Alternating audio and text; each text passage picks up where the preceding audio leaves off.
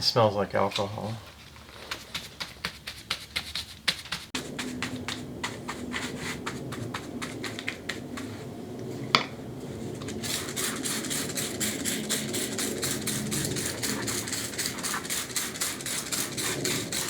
The water reacts with the shellac. Interesting surface.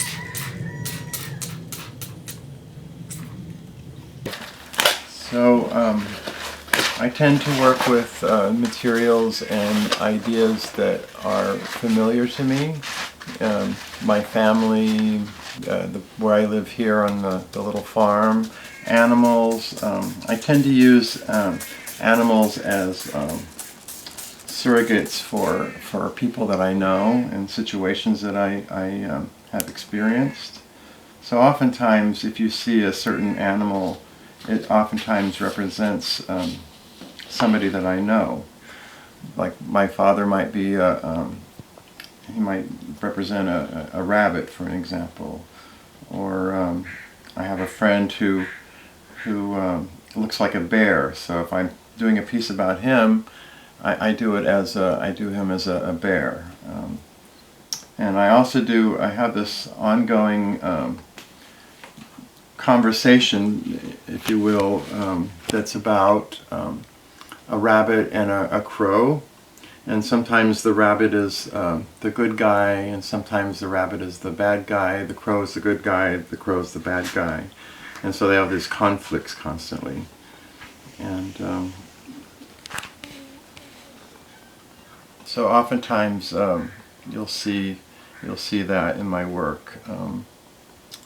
You'll see a lot of the landscapes that I paint are actually where I grew up, in a place called Harlan, Oregon. And so oftentimes I draw on that experience.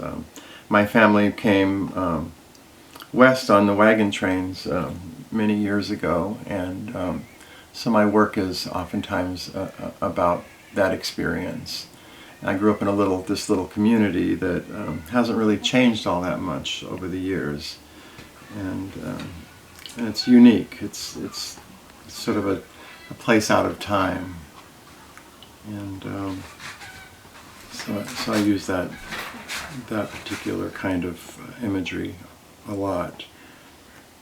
Or I also one artist once said, that just paint what you know, and so my experience here on Tiger Mountain is, always represented in my work, my relationship, my wife, or, just nature in general.